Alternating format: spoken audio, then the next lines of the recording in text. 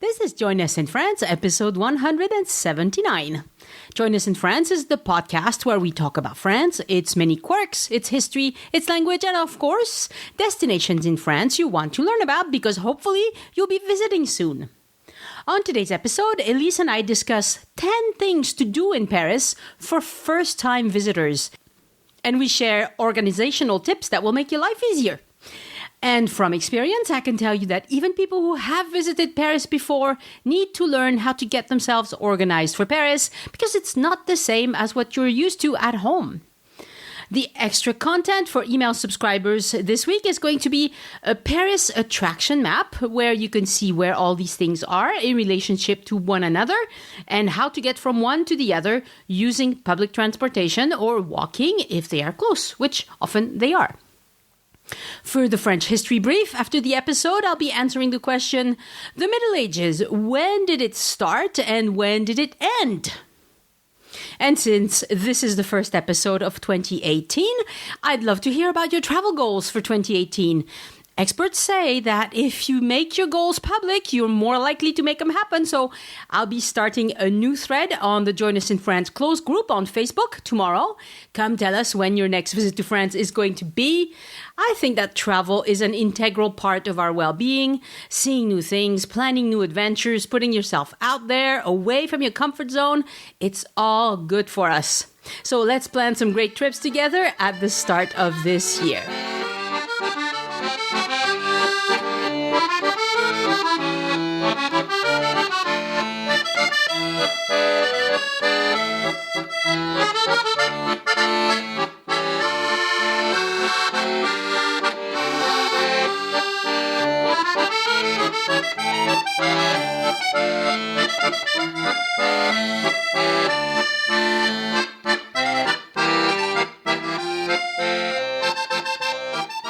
Bonjour Elise, how you doing today? I'm fine, Annie. How are you? Good. Bonjour everybody. Bonjour. Welcome back. The show was dark for a couple of weeks and we're back, so it's been good. It's been good, and this is a new year, so Happy New Year Happy to New Year, everybody. I must say it was very refreshing being able to just hang around my house. I barely turned on my computer this whole time, which was lovely, I must admit. I took care of things around the house, took care of some guide dogs, took care of family. It was wonderful. Good for you. Yeah, knowing you as I do, it's hard to believe you spent 2 weeks not looking at your computer. No, but I'll take your word for it. I didn't even go to Facebook. Oh my Like God. maybe 2 minutes per day. Well, you get 3 gold stars. Yes, I'm very proud of myself. Good. All right, so the topic of today's episode is first time in Paris and things that you need to know to have a great time, because a little knowledge goes a long way. Yes, as you know. indeed. You know, it's really hard to plan a visit somewhere you've never been because you've never been. You don't know what's important there because it might be completely different to what's important where you live. Not only that, but I think that part of the problem with guidebooks is that they standardize everything in a way that personal experience doesn't seem to enter into it. That's true. And Elise and I, we've been around the block a few times. We've been to Paris a few times. Many times. Many times. We've guided people in Paris as well. And so we have noticed a few things that make your life easier when you're in Paris. And so in this episode, we'll talk about 10 Paris things, attractions or things to do in Paris. Yeah? You know, if you're a first-time visitor in Paris, you need to see these and you need to do these. You need to see and do. Exactly. Right. Then we're going to talk about what you need to prepare in advance, because some things are really important to prepare in advance, some things not so much. And when you don't know a place, it's hard to know. You know, they say don't sweat the small stuff, Right. which is true. But how do you know what the small stuff is if you don't know a place? And just to add that, having visited a lot of major cities in Europe, since I've lived in France for a long time, you can't always count on the exact same thing in each place you go. So we're going to talk specifically about Paris. Right. Because things you have to worry about in Rome are not the same as what you have to worry about in Paris. Exactly. Different. Very different. Okay. So what you need to prepare in advance, we'll talk about tickets. We'll talk about restaurants. We'll talk about speaking French or not. Does that matter really? then we'll also tell you how many days we think you need for a first visit to Paris. And we'll recommend some good areas to stay in. Yes. For a first-time visitor. For a first-time visitor. You know, Paris has a lot of hotels, but we'll narrow it down. We're not going to give you one specific hotel because obviously that doesn't serve everybody's need. But we'll give you a good area. All right, Elise, take it away. Your list of 10 things that we need to do in Paris. Okay. So I think that, all things considered, when you go to a major capital city like Paris for the first time, there are a few iconic things that you definitely want to do, and there are things you definitely want to see. And I used to be a bit more snobbish about certain things than I am now. And I realized, having done the same thing in many other cities, that is what you really should do on your first trip, because you get that done and you say, oh, I've done that, I've seen that. And then you can move on to your second trip, your third trip. Right. And you can really appreciate a lot of other kinds of things at the same time. Exactly. Right? Yep. So I would say that the very first thing, and this has nothing to do with how long you stay, although I'm not sure if we agree almost exactly on the number of days that I think any major capital. I think personally that for a major capital city, Paris, another one, of course, would be Barcelona or London. You need Rome, 4 nights and 5 days. Okay. To me, if you do less, you're just running around like a chicken without your head, and you're trying to get everything in. You're going too fast. And you're going too fast. It doesn't really let you seep in and get a little bit of a feeling for the place that you're in. Mm-hmm, so let's go with the assumption that it's about that amount of time. Okay. Sounds good. One of the things that I think is an absolute must, a favorite of yours, a favorite of mine, I really do think it is wonderful, is to take one of the rides on a boat up the Seine, the boats that are called the Bateau Mouche. Right. And Bateau Mouche is actually a brand. It's a brand, believe it or not, yes. But you don't have to do it with a Bateau Mouche. You can do it there's others that do it. And choose whichever is close to your hotel. It doesn't matter. In fact, what's happened is that the term, like the Kleenex, which is a brand name, has just become the generic term for the boats that people use. But of course, you're right. It's a boat tour up and down the Seine in the city center. And another company is Vedette de Paris. De Pont-Neuf. Vedette du Pont-Neuf. Right. Yeah. But anyway, and my strong recommendation is to do it at night. Yes. To do it at night for the simple reason that you do get to see things lighted up, and of course you get to see the Eiffel Tower sparkle, which is an absolutely magical moment. Right, and that's every hour on the hour. Every hour on the hour. The bateau will slow down or speed up. Yes. If you're around that time. So you have to time it. It's about an hour ride. Hey, this is Annie jumping in with a clarification. I just called the Bateau Mouche company to ask them, when is the optimal time for you to get on the Bateau Mouche so you can get to the Eiffel Tower when it sparkles? And that would be half an hour before the hour. So if you get on the boat at the half hour point, you are more likely to see the sparkle. But what the lady told me also is that right now the Seine River is experiencing a flood, and so they've had to change their route because the boats don't fit under the bridges. So depending on what time of year you go, you might have a different experience. But as far as telling you what's the best time to get on the boat for most of the year, and that would be the half hour. But that is really, it's a wonderful, enjoyable, relaxing thing. Yes. You don't have to worry about if you're going in the right direction. The boat will take you there and back, and you can sit, and it's a lovely introduction to the city. Right, and they will just name all the landmarks as you go along, and it gives you an idea of the lay of the land, and it's just pleasant. And it's just pleasant. And some people want to do a dinner cruise, and that's fine too. I've never done that. I've never done that. I've always a little bit suspicious, honestly, that tends to be very expensive. I've done it in a couple of other major European cities. Mm-hmm.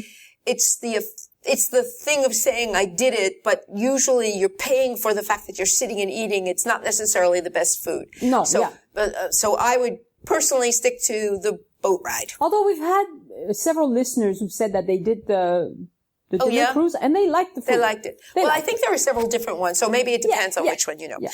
My number 2, which means that we're starting at the heart of the city, the center of the city, is the tiny little island in the middle of the Seine called Ile de la Cité, which is where you have the wonderful, famous Cathedral of Notre Dame. Right. Which is a major, major monument that you must see. Mm-hmm. And also on this tiny little island, you have 2 other things that are wonderful to visit if you have the time. One is this chapel called the Sainte-Chapelle, which is famous for the magnificent stained glass windows. And then next to it, if you see it only from the outside, that's already good. You don't have to necessarily go inside, but there is a building that is called the Conciergerie, which was the very first royal palace when Paris was basically a tiny little fortified city. And so it was redone and cleaned up. And when you look at it from the outside, you are looking at the castle that you recognize. And I don't mean this disparagingly, but it is literally the castle you see in the Disneyland motifs, with its that cone-shaped towers, and it's beautifully cleaned up and everything. And when you do a walk and a visit, both outside and around the cathedral, and inside, if you have time, to Sainte-Chapelle, and inside, of course, Notre Dame to see the stained glass and the magnificent structure, you are actually walking around the oldest, most historical part of Paris. Yes. And it's great because you get a view to both sides of the river from there. You have a little bit of a park on both ends because it's a kind of cheer-shaped little island with 2 points, and there's a park on either end. And you can sit and watch the boats go by, the world go by, and look out over the rest of Paris. Right. And if you want more details on what you're looking at for Notre Dame, we have done 3 episodes on Notre Dame because we go into depth. We like to go into depth. If you want to know about the historical background of Notre Dame in the Middle Ages, it was built in the 1100s. So there's a lot to say about that. And that was episode 4 of the podcast. If you want to learn about the architecture, the Gothic, the French Gothic of Notre Dame, that's episode 5. And if you would like an audio tour of sorts, where Elise talks to you as you walk around and points out things for you to look at and pay attention to, that's episode 6 of the podcast. Yes, from the very beginning. Right. And we have another one also about the Sainte-Chapelle, but right this second, I can't remember which one it is, but I'll put it, the link in the show notes. Okay. So next to that is, part of what I think is also really a wonderful thing to do. Remember, we're talking about getting a sense of what this city is and everything. And that is crossing over. It doesn't have to be simultaneous or consecutive to the little visit to Ile de la Cité, but to get to this wonderful, wonderful, wonderful area called the Marais, you start at the other little island in the river called Ile Saint-Louis. Yes. Which you can get to by foot. If you're staying, and we'll be talking about hotels that are all not that far away from this basic area. The heart and the center of Paris, which is really constructed in concentric circles. It starts right here in the center and it kind of works its way out. So by definition, everything that is the oldest is very close to this part. Very close to Notre Dame. Notre Dame. So if you go across these 2 bridges that will take you to this little island called Ile Saint-Louis, which is a lovely, very posh, but wonderful place to walk through and visit. You can stop there and have a drink or something to eat, but also just walk through it because it's very beautiful, very small. You walk across another bridge and you come to this other major neighborhood that is wonderful to visit called the Marais. Yeah. And the Marais has some of the oldest civil houses left in Paris, which are from the 1400s. Mm-hmm. It has major monuments, and it has a couple of gorgeous, gorgeous Renaissance palaces that have been renovated because they're now used for other purposes. And it has a collection of 17th century inner city chateau or inner city mansions that are fabulous. Yes. And it is an area filled with narrow little cobblestone streets and shops. So it has just about everything. It's a good place for shopping, Le Marais. It's also a place where people like to go if they're interested in the Knight Templars. Yes. Because that's where they founded their order. That's right. They had Le Marais was developed by religious orders. Biggest one of them was the Knight Templars. Of course, most of that stuff is gone now. You're right. But there's still a few places where you can see remnants of that history. So Le Marais, we did an episode number 27, and that's actually a walk where Elise tells you where to go and how to proceed with your walk so you don't miss any of the lovely places in Le Marais. So that's episode 27. And there are, of course, many other things to see there. We can go on and on. Oh yeah, we're going quick. We're going very quickly. This is an introduction for new people. So, number 4, something that I think you really have to do, and that is go to the Louvre. Yes. Now, it is intimidating. It's a huge, huge, huge, huge museum. I purposely put in, I think I just said 3, didn't I? No, I said 4, 5 or 6. It's really very big. And I know that you agree with me that in order to do the Louvre, unless you really are just putting on your skates and trying to roll through the entire building so you can they won't let you do that, by the way. The Guinness record. One of the things that I think Annie wants to talk about a little bit later is to decide how to choose what parts of the museum you want to see. Right. Because it is overwhelming. But I must say that all things being considered, the building is fabulous to look at inside and out. The pyramid is wonderful, which is, of course, this very modern addition that goes, strangely enough, with all of this beautiful Renaissance and later on architecture. Yep. And it has got major collections of absolutely everything you could possibly imagine, from dishes to ancient Egyptian mummies and Greek sculpture, instruments, paintings like you've never seen before in your life. And for those who don't want to see paintings, you have a choice of so many things that it's unbelievable. Yeah. And there's even a shopping mall underground. And the shopping mall ain't bad. It ain't bad at all. It ain't bad at all. And of course the Mona Lisa. I mean. Yes. Well, of course. Yeah, I know. There. You have to. I mean, I guess everybody does their, there's my selfie. There I am. I saw her, I will pass judgment on the rest about talking about her for the moment. But I think that in spite of the fact that it is a kind of, it's a kind of cliche, it is something to do. Yes, it's absolutely. I think, even people who don't love museums, if they do a little bit of preparation that I will talk about in a few moments, then they will enjoy the Louvre. And you really, have something for everybody's taste, because you have painting, sculpture, decoration, all sorts of things. Design. You have everything. Yeah. Everything. The next one is, of course, the Eiffel Tower. Yeah. Now, we know the Eiffel Tower is a symbol that everybody recognizes as representing Paris. And France. And France. And some people will say, but it is really something special to see. It's spectacular. It's spectacular. It's one of these places, attractions where you don't have to know anything about it to be wowed. Right.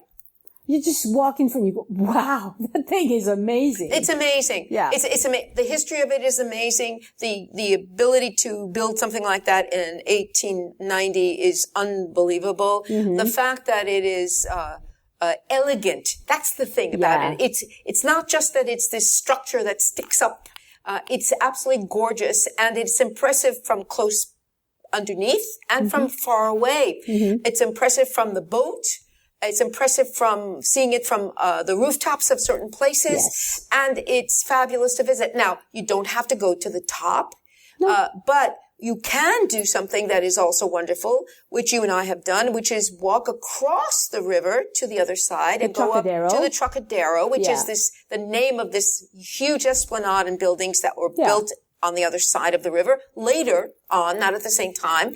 And it is a place that lots and lots of tourists go because they can get these fun photographs of the Eiffel Tower. Yeah. And it's a wonderful point of view, especially when you want to take some pictures and you just want to get a sense of the panoramic image of the Eiffel Tower. So you really have to get that in no matter what. And I think so. I think it's something. Going up to the top, well, that's up to people. Let me mention that the episode we did about the Eiffel Tower, about the history, about the context and all of that, that's episode 12 of the podcast. That's the episode. Have we only done one? Really? We've only done one. Oh, well, maybe we have to go back and think about that again. Yeah, do another one. Maybe. Okay. There have been lots of things about Eiffel recently, talking about it. Next one, a place again to visit. And it's also, I think, something that has strangely become extremely popular in the last few years that wasn't before. And that is the Opera Garnier. Oh, yeah. It is a little Versailles.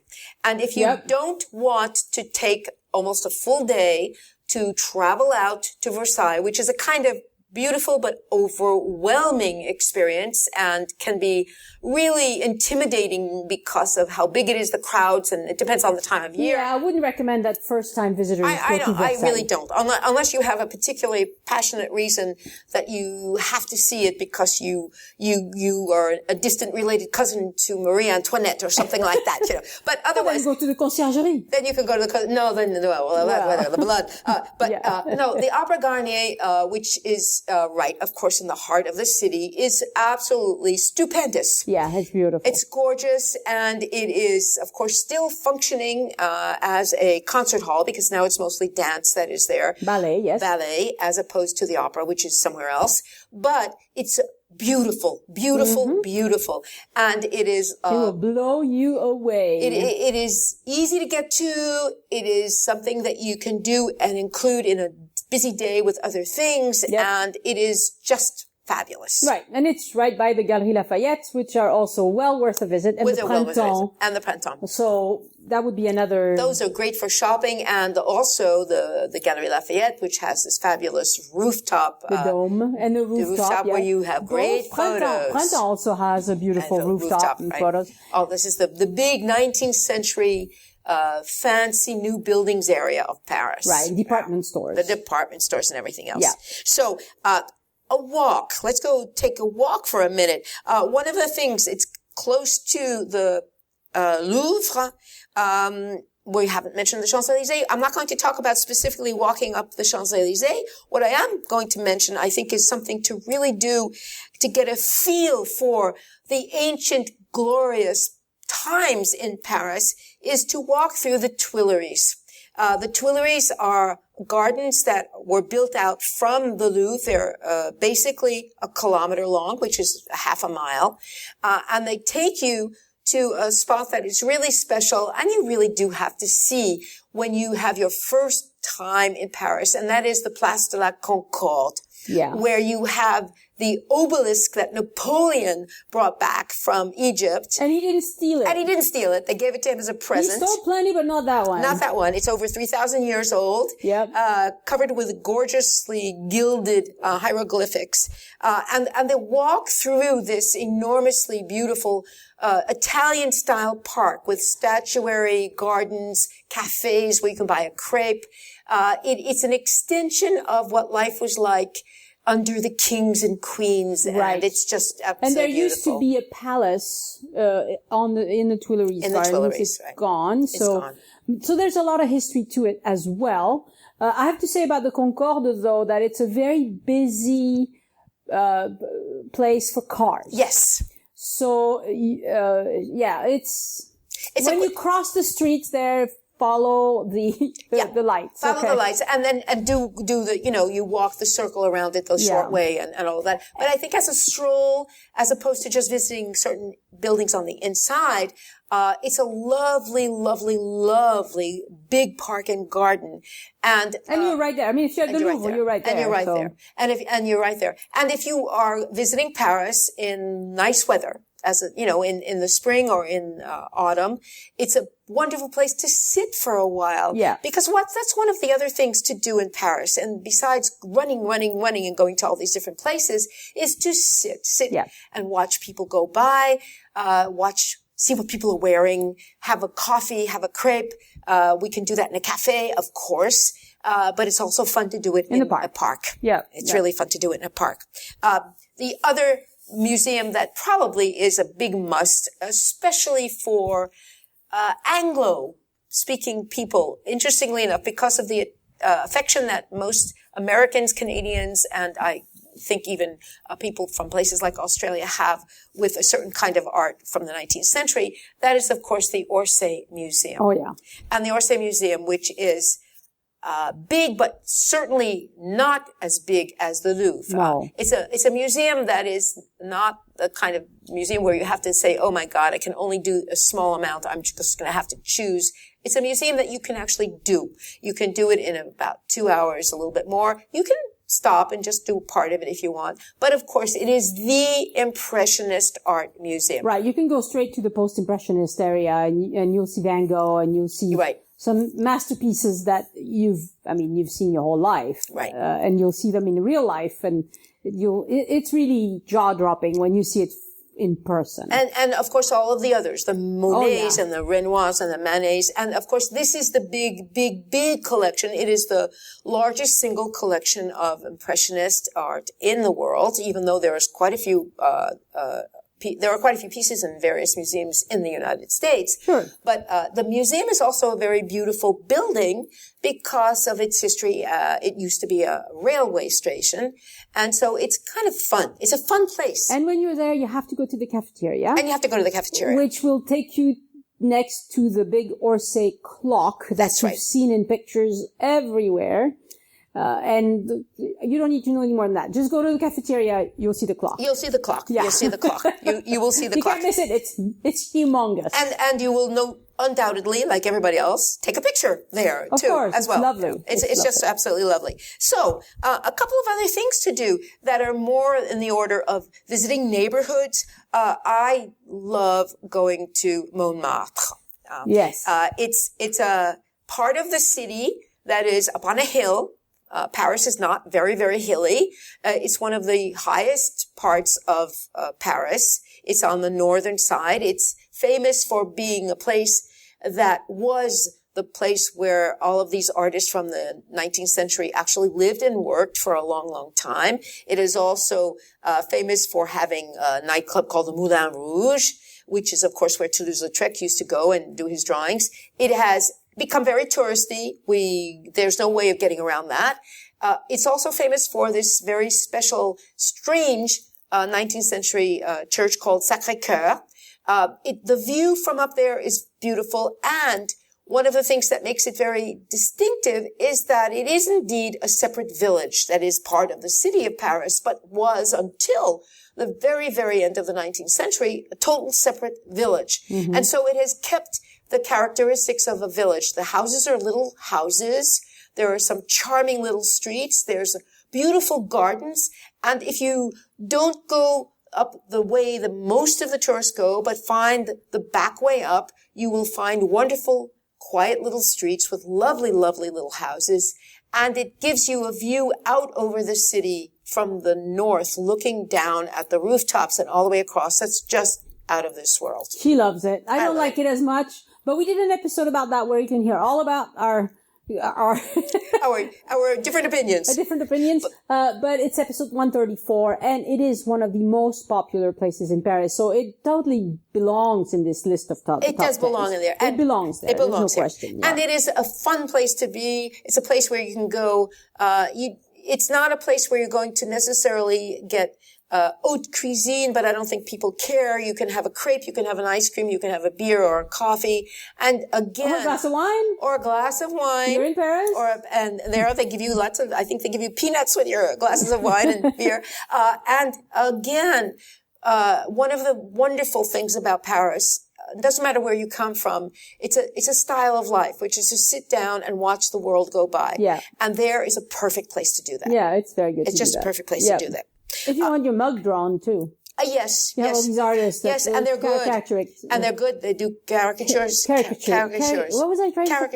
Caricatures, yeah. And there's even a great little Dali museum if you're interested in Dali's art. There's a tiny little Dali museum and there's more in Montmartre but we will let you listen to episode 134. And then I think, the last of our top 10. Yes. I'm going to go back to the idea of a walk again. Yep.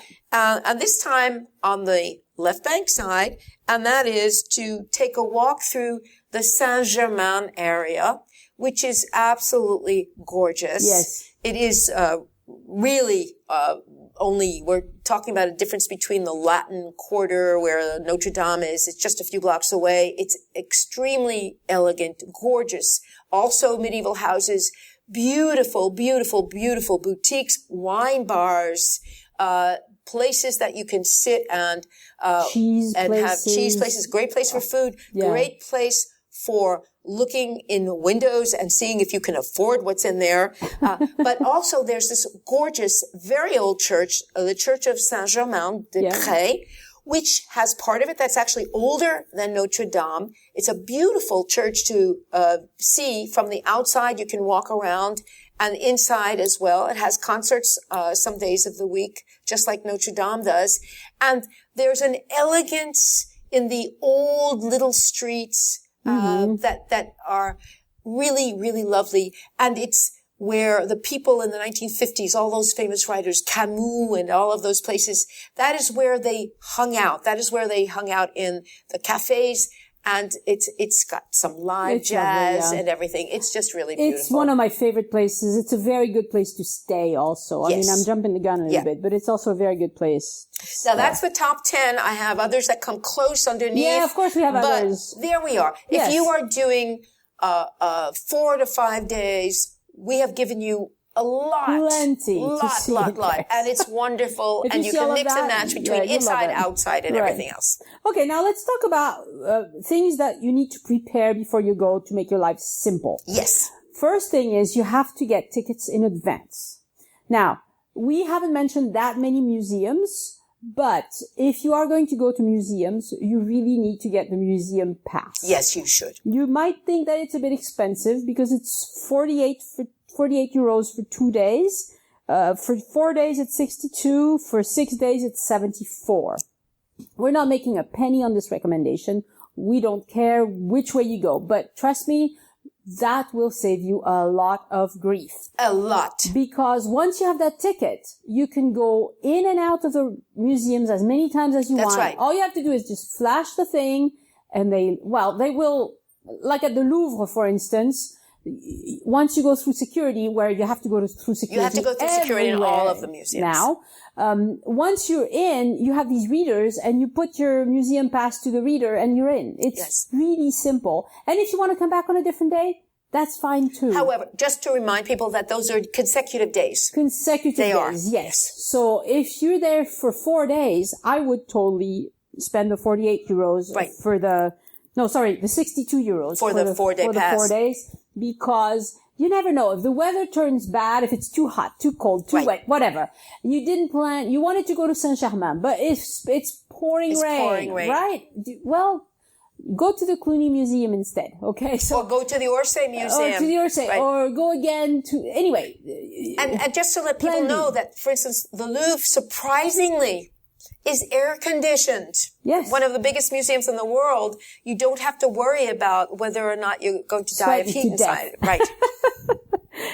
So I recommend that you get the museum pass. And the way you do that is on your first day in Paris, if you have a museum next to your hotel, even if it's a museum you don't intend to visit, go in, buy your museum pass. You can buy the museum pass at the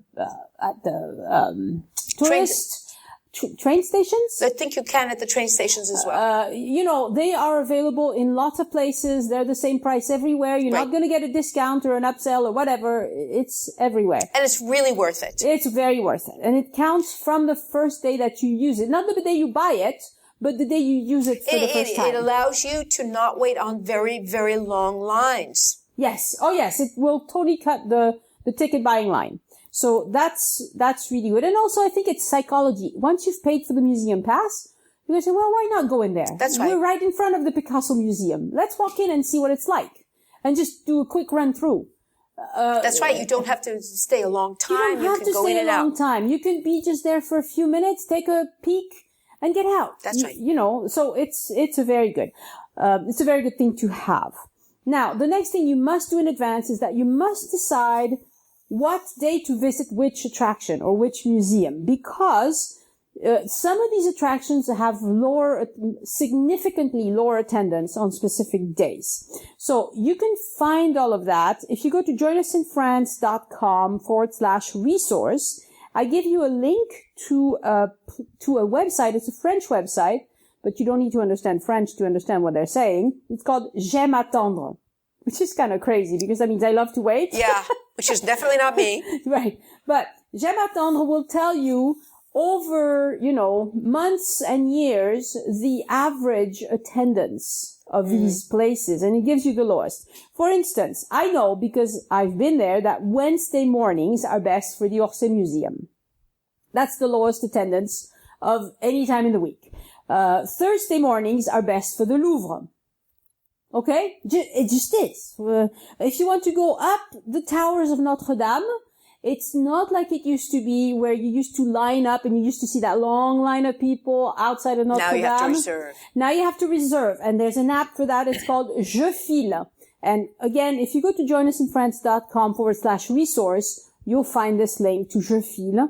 The way it works is you download an app from home, and it won't do anything until you get close to Notre Dame. When you get to within 5 or 6 kilometers, I can't remember what it is, it will go live and it will say, would you like to go to Notre Dame today? And you can reserve your ticket from your But remember, app. if you have your museum pass, then it's included. Then it's included. So that's Right. a good combination to do. Right. And what happens there is that so they assign you a time to go. The app tells you it's for today only. You say, I want to go today. And it tells you next slot available is at 11:15. And you show up at 11:15. You go through security. There's no long queue at outside. And you flash your pass. And then you give your pass and you're in. So it's much easier. Look that up. joinusinfrance.com/resource. Okay. The other thing that you need to do really, especially if you're a first timer, is that you need to decide one or two things that you want to see in each museum. The Louvre. It's so big that it's overwhelming. If you just walk around aimlessly, you will not get very much out of it. The Louvre website has a page that shows the masterpieces of the Louvre. Yeah. So they'll tell you, these are the biggies and why. And if you go informed as to why, like the Mona Lisa. Yeah, everybody wants to see the Mona Lisa. I bet most of the people who go don't have a clue how it got to be so famous. Right. And so popular. Now, of course, once something is popular, it's like a vicious circle. Right. It gets more and more and more popular. Why? Because it's popular and so Right. everybody wants to see it. That's just human nature. But it got to be a masterpiece for a reason. And if you learn a little bit about that reason, you will get so much out of it, of seeing it in person. If you are a lawyer, you have to go see the Hammurabi Code, the big thing where they wrote down the Right. first legal code. I mean, you just have to. You're in the Louvre. Go see it. It's right there. So go to the website for the Louvre and the Orsay and look at their masterpieces and pick one or two or three, whatever you decide. And also, if you go on the websites for those museums, they show you the map layouts. Right. So even though when you go into the museum, they will give you a free layout that you can carry around with you. Yeah. It's good to familiarize yourself a little bit ahead of time to get an idea of where some of the things are and kind of check them off for yourself. And it works really well if you know what room you want to go to in the Louvre, for example. So you want to see, I don't know, a specific painting by Delacroix, something, Right. La Liberté guidant le peuple, whatever. So you want to go see that one. You jot down the room it's in. Right. And then you have all these people standing guard all around the Louvre. You can go to any of them, even if you don't speak any French. And you just show them the room number. That's right. And they'll point you in the right direction. Yes. Or they'll show it to you on your map. And you will save so much time just because you have a human directing you. I mean, it's nice to have all these apps that do things, whatever. But I think it's way better if you spend a little time learning about the pieces you want to see and then go straight to them with the help of the guards. Okay. I think also you should decide on a few restaurants you want to visit. I would never go to a restaurant just because it says in a guidebook by Rick Steves, by Fodor, by anybody. I don't care who they are. I would never go to a restaurant they recommend. As a matter of fact, I would avoid them because it's just like stock market. Once you hear about a stock in the New York Times, it's too late. It's too late. Everybody's heard about it already. It's already a bad buy. So don't go to restaurants that get recommended in these guidebooks because just by virtue of having been recommended by Rick Steves in particular, you will have all these Rick Steves followers in the restaurant at the same time. The owners know that they fill the place with people carrying Rick Steves books. They will never see you again. They have no interest in making you happy. They just want to do a decent job. Right. I think that one of the problems is as soon as restaurants wind up on 2 or 3 guide lists as super deals, that they're flooded with people, the quality tends to go down. Yeah. And they can't keep up. Paris is a city that has thousands of good little restaurants. Right. Now, we know some because of the neighborhoods we've been in. We test restaurants a lot ourselves. But again, there are other sites that Annie, I know you're going to mention. I just think it's for people to know to avoid places mentioned in major guidebooks because it is a catastrophe. And if a restaurant has a menu posted on the window outside that is in English and in Italian and in Spanish, don't go in. It's a tourist place. Yes, yes. So the way I do it is I use Yelp. And I don't necessarily even read all the reviews. I just look to see how many reviews in French a place gets. If you have a place that has 35 reviews in English and 2 in French, guess what? It's Anglos that go there, so it's a tourist place. If you have a place that overtly has 35 reviews in French and 2 or 3 in English, okay, this place attracts French people. Now, just for those out there who are thinking, what is she talking about? I don't speak a word of French. Why would I go to a restaurant? Well, the fact is, we're talking about Paris. We're not talking about remote, out of the city center areas. Everyone in restaurants in Paris speaks some English. Right. They will be able to help you. It doesn't mean that you have to be able to decipher something like the Hammurabi Code. You're going to be able to talk to the people and they will explain things to you. Yes. So that's my recommendation, is to go by the number of reviews in French that a place gets. That's a good indication. And I would like to add something else to that. If you are someone who has a habit of going to restaurants and wherever you're from, there are so many restaurants in Paris that if you're walking in a neighborhood and you see a place that looks nice, that smells like the food is good, it doesn't have to be a big place. Little places are often the best surprises. Mm-hmm. You can just, if you see a few people in it, if it's dinner time, that means that there are people that are already in the restaurant eating. Usually it's a good sign if the restaurant's not empty. Try. Right. All right, moving on. The next thing you need to be prepared for is pickpockets. And I did a whole episode. It was episode 154. You must listen to that. Yes. Because it is so easy to get swindled in Paris. It's not a dangerous place. No. They are not you don't have to fear for your life, but you do have to fear for your credit cards and your phone. So listen to the episode. We go into details about things you can do to avoid most of the scams and most of the problems. Just listen to that. Yes, okay? it's good, very good, important, practical information, right. And it will really make a big difference. Right. So episode 154, because you know what? Your first time in Paris, if you get robbed, you'll hate the place. Right. I don't care, what else happens. You'll be like, dang it. Yep. I got robbed. Okay.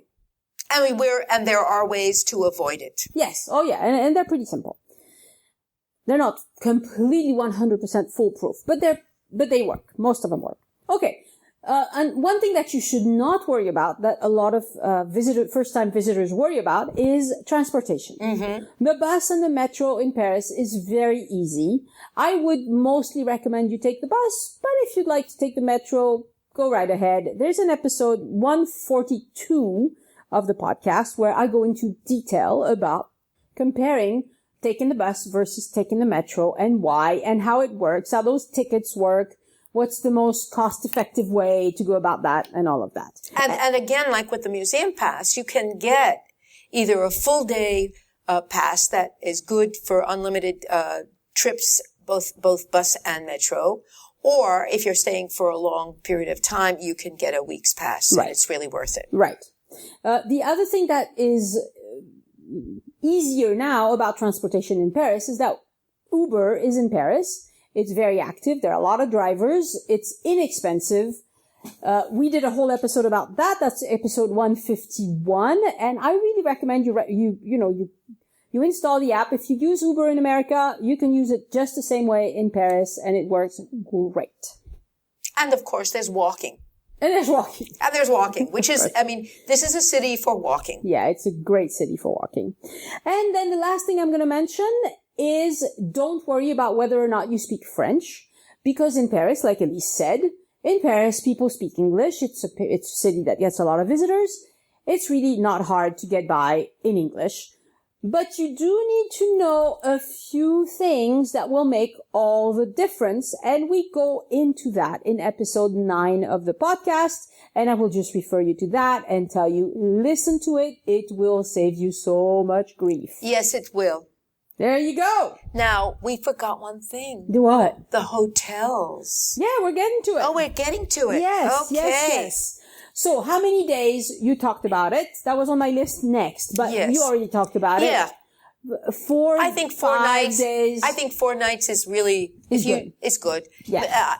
You can do more. I think, most major cities I've been in, I tried to do 5 or 6 days, which is 4 or 5 nights.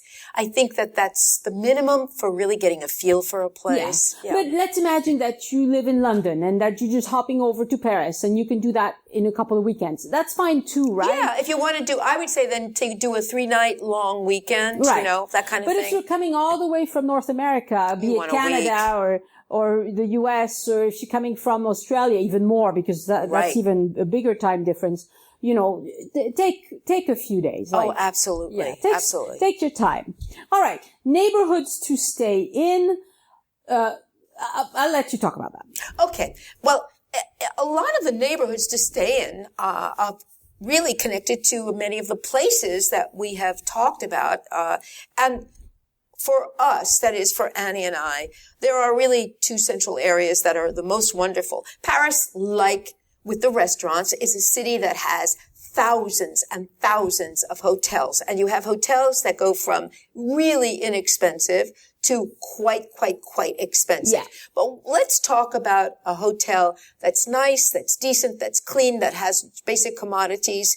And in France, the system is a starred system, which is very different because they are the stars represent certain specific things. Amenities. Like if you have an elevator, you qualify for more stars. And if you have a little mini fridge, you qualify for more stars. Right. If you have things, air conditioning, things like that. Yeah. But if you want to be in the heart of the city where you can have a choice whether you want to walk or take public transportation or whatever, the best neighborhoods to stay in are in the Latin Quarter, the Saint-Germain area, or the Marais. Right. For the simple reason that these areas, and I would say that includes the area that's really next to the Marais, which means the district, that's the number 2 district, which is it has no specific name. It hasn't got any charming name like the Marais or Latin Quarter or the Saint-Germain. Le deuxième arrondissement. The deuxième arrondissement. How charming. Right, exactly. But what is the advantage of these? Well, you have medium-sized hotels. You don't have huge hotels.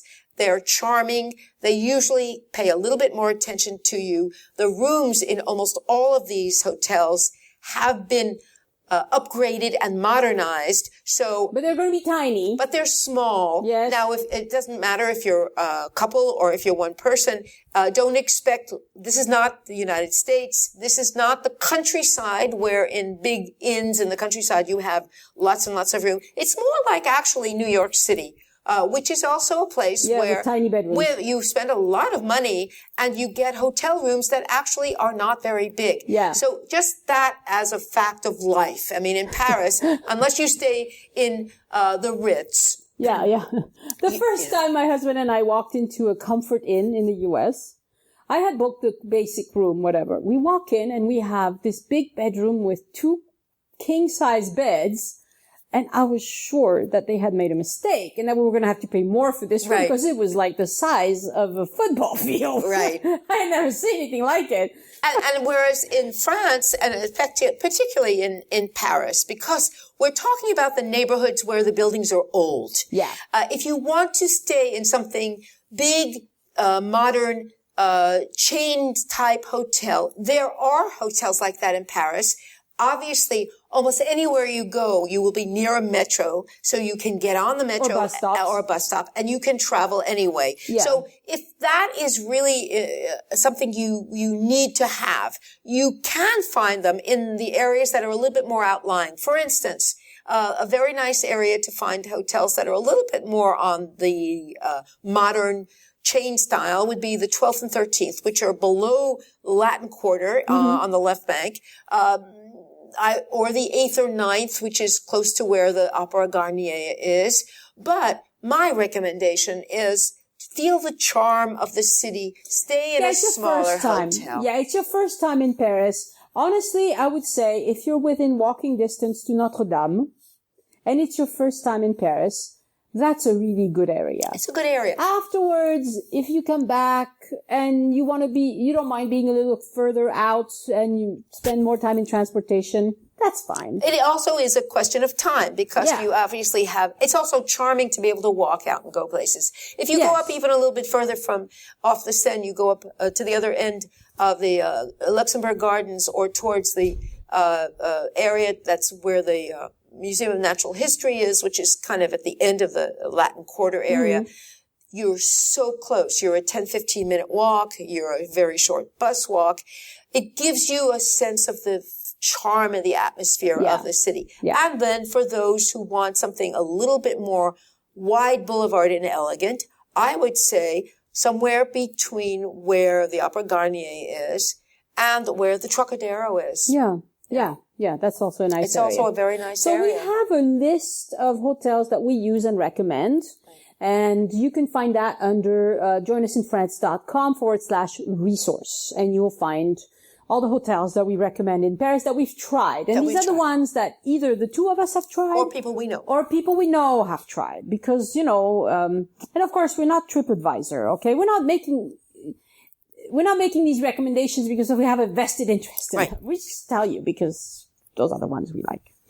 All right. I think we have done it. Elise, did I forget anything? I don't know. Okay. Money. Let's talk about, maybe we should talk about, people should know about, I know you mentioned the episode about practical things, but, if people have questions about what to do about their credit cards and money, just know that aside from taking care of the obvious, which means notifying your bank, the best way to make sure that you will have cash and not have to walk around with too much money is to have a bank card that's coded and prepared to be used in the ATM machines in France. Yeah. It is the best way for the best exchange and most practical and least dangerous. So we've done an episode, I did an episode called Will My Credit Card Work in France? And that was episode 99, where I go into detail about the chips or no chip, the ATM, the sort of thing, the traveler's check. No, don't do that. Don't do that. And you shouldn't worry about finding ATMs in France. Although I have had a customer who was worried that she wanted an ATM inside of a bank. And most ATMs in France are on the street. Yeah. And I honestly don't know of any incidents ever at ATMs in Paris.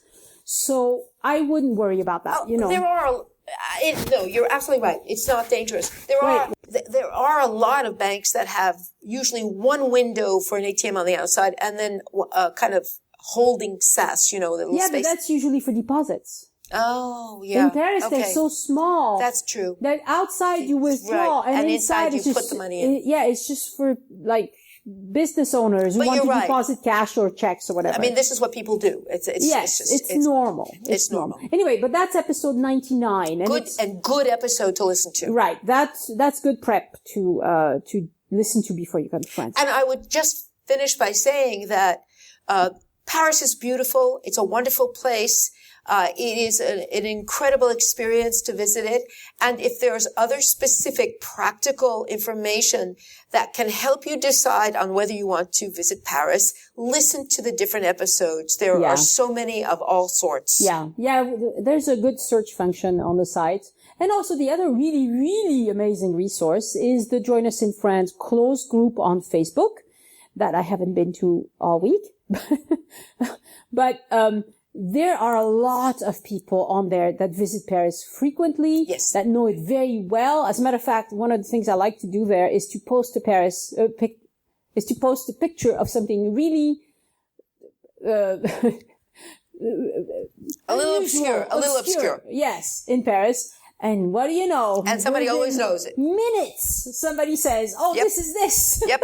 So it's a place. It's a very friendly place, where people discuss, and I'm very careful about keeping out spammers. So if you want in, all you have to do is answer some of the questions that I ask before you join. And you don't even have to give correct answers. I mean, one of the questions is, what are the names of the hosts of the podcast? Well, it's Annie, me, and Elise, her, right? Dumb question. But if you don't remember that, you can say, I'm sorry, I've only listened to you once. I don't remember. And I'll let you in anyway, right? It's not about the answer to the question. It's just knowing that you're not some spammer from India or whatever, because there are a lot of those. Ugh, a lot of those. All right, Elise, we're off to a good start this year. We are going to continue. I wish all of you a wonderful, happy new year and good vacation prep in France. If you want the straight dope about France, just ask me. And if you want history and art and all those goody things, ask me. All right. Thank you very much, everybody. We'll talk to you next Wednesday. And hope to see you. All right. Au revoir. Au revoir. Thank you for signing up to support the show on Patreon this week, Gabrielle Cohen. And thank you for editing your pledge to a higher amount, Maureen Kelly. This show is listener-supported, and I appreciate every one of you who donates via Patreon month after month. To see all the ways you can support the show, Patreon is not the only one. Go to joinusinfrance.com/support. Thank you also for your donation via PayPal, Amy Mason. Amy wrote and said that there was a glitch with PayPal on the joinusinfrance.com. Amy wrote and said there was a glitch with PayPal. She wanted to donate 20 euros and it kept changing the amount to 100. Wow. I mean, I like that mistake, but she kept trying and eventually it worked. So, I tested it using my husband's US PayPal account and he can send me money anytime he wants and it didn't try to change the amount. So I really don't know what happened to that donation, Amy, but eventually it worked. And thank you very much. And, $20 is a really nice amount because any of those guidebooks that you can buy about Paris, they cost $20 and they will tell you nothing interesting or new. And every year they reprint the same book over and over again. And they all send you to the same restaurants. And they have nothing original to tell you about Paris. So at least with the podcast, it won't weigh you down on your way to Paris. You can have it on your phone. Doesn't weigh anything. And please, more of you try to send me $20 and let's see if it changes it to 100. But all kidding aside, you can choose any amount you want. It shouldn't force you to give me $100. And Amy also says, I love your podcast, which I am using to prepare for a summer trip with my husband and 3 kids and possibly my parents in August. So that's fantastic. Have a great time in Paris, Amy. This is the French tip of the week. For the French tip of the week this week, of course, I'm going to teach you how to wish people a Happy New Year. It's Bonne année 2018, tous mes vœux de santé, de bonheur et de prospérité. So, Bonne année 2018, Happy New Year for 2018, tous mes vœux de santé, all my wishes for good health, de bonheur, happiness, et de prospérité, and of prosperity. So French people always do they never say just Happy New Year. They always add, at least health, maybe happiness. Yeah, usually it's health, happiness, and money. That's what they wish you, most people. Some people do a lot more, but usually it's that. So let's review it together. It's Bonne année 2018. Tous mes vœux de santé, de bonheur et de prospérité.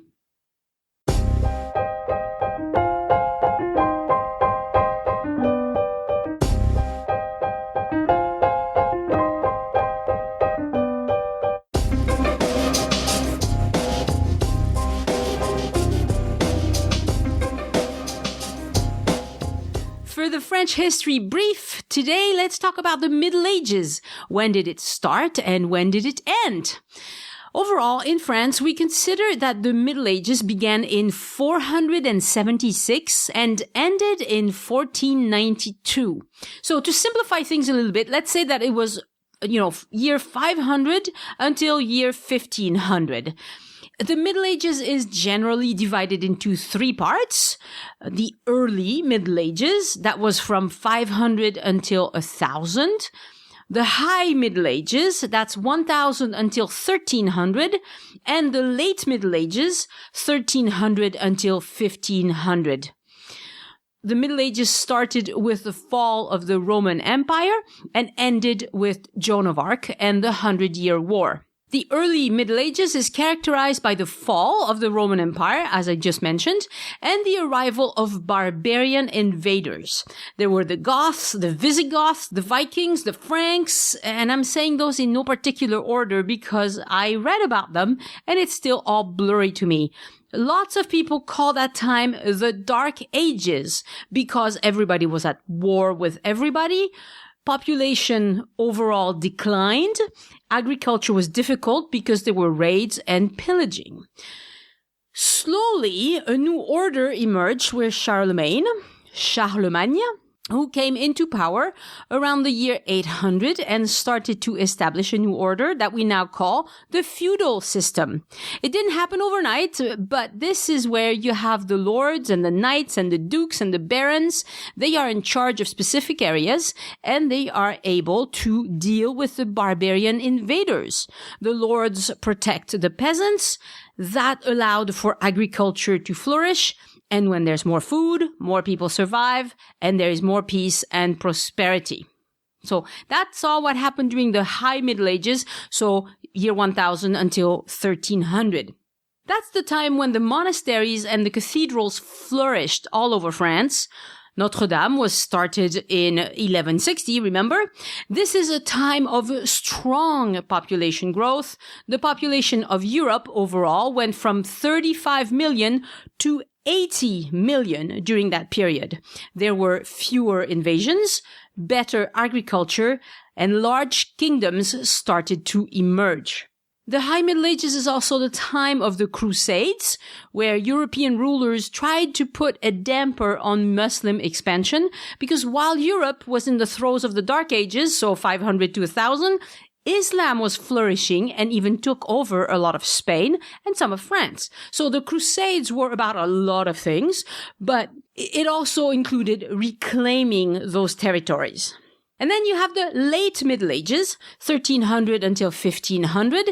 Late Middle Ages was a difficult time in terms of climate and agriculture because both Europe and North America experienced what's called the Little Ice Age, where average temperatures dropped. Rivers froze solid in Europe, which we don't see that much today at all. Agriculture took a dive on account of the climate, and there were a lot of famines. That's also when big epidemics happened because there were big cities. I told you about the population explosion.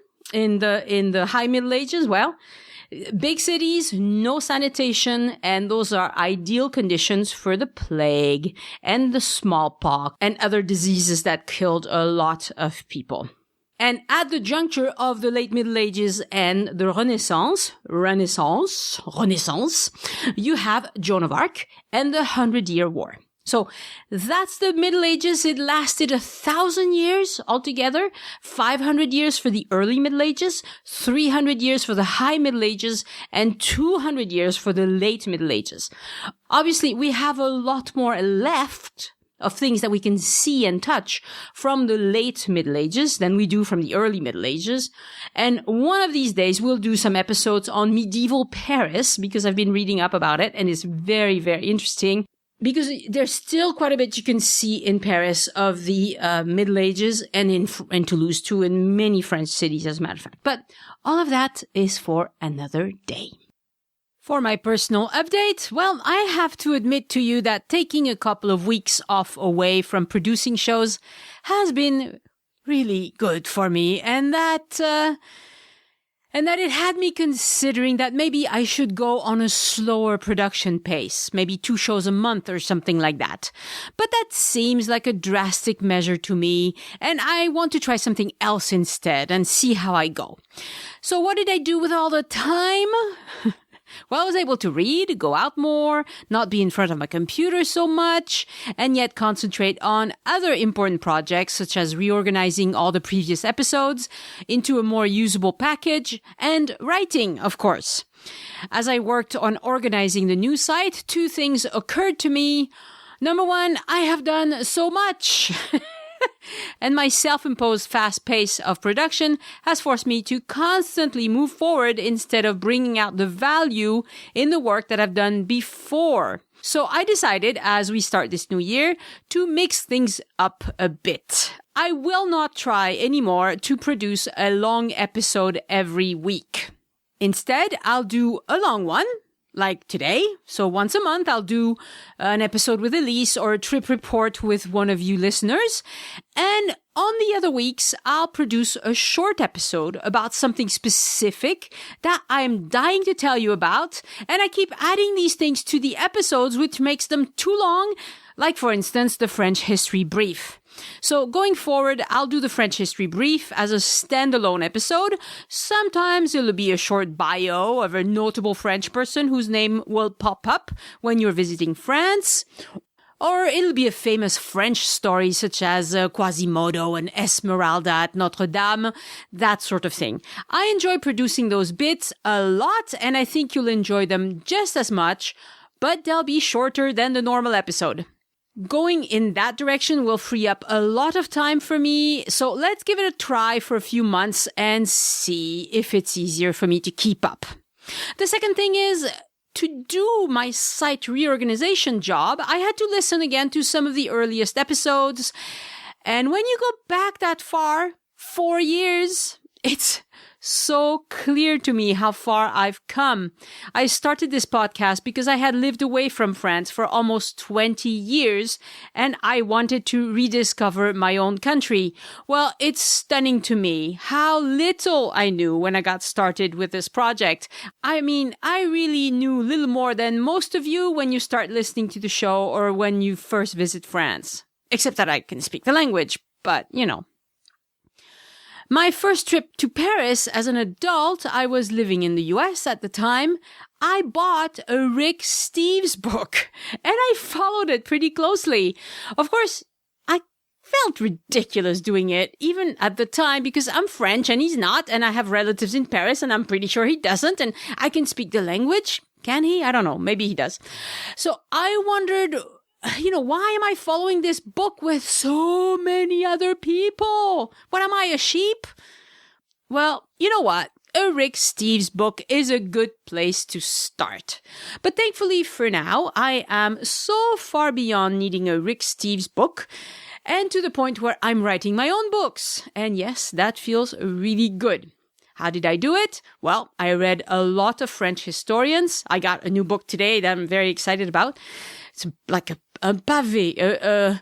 It's like a brick. It's huge. I also read a lot of French history magazines. I listen to a lot of historians on France Culture and France Inter. Those are radio stations. And I take notes. And I'm sure my family wonders why I do all of that. Because most French people don't ever feel the need to do any of that. Loved ones around me certainly do not. But I do, and I love it. And I hope to bring you to the point where you too know enough through listening to the podcast and eventually reading my books that you too can enjoy Paris and France like a local. Please note that it's not phony when I say that because I am a local. I want to welcome all the people who've joined the mailing list. You can do that by visiting joinusinfrance.com and clicking on a green button that says email extras. They are really extras, things that I think you need to have a more successful trip to Paris. So what else is going on in my life? Well, Elise and I will be taking a day trip together to the Gers. That's a department just a little north and west of Toulouse where we live. We'll do that in the next few days because we want to tell you more about that part of the southwest of France. It's beautiful. The food is fantastic. And she's fun to hang out with. So I look forward to that. I'll try to record a little bit on site, but that's always difficult because of wind noise in particular, but I'll try. And speaking of recording, you might have noticed that we used different microphones for the recording of this episode. I'm not sure if I'll keep using those microphones, but that's why the sound is different. I got a report from Patreon that shows that 70 new people signed up to support the show in 2017. My thanks to the patrons. You guys are wonderful, and I can only do it with your help. All right, thank you for listening. Happy trip planning. Don't be a stranger. Talk back via the voicemail. That number is 1-801-806-1015, and it's a US number. Or you can email Annie at joinusinfrance.com, or on social media, look up Join Us in France on Facebook or Addicted to France on Instagram. Have a great time in France, and I'll talk to you next week. Au revoir. The Join Us in France travel podcast is written and produced by Annie Sargent and copyright 2017 by Addicted to France. It is released under a Creative Commons Attribution, Non-Commercial, No Derivatives license.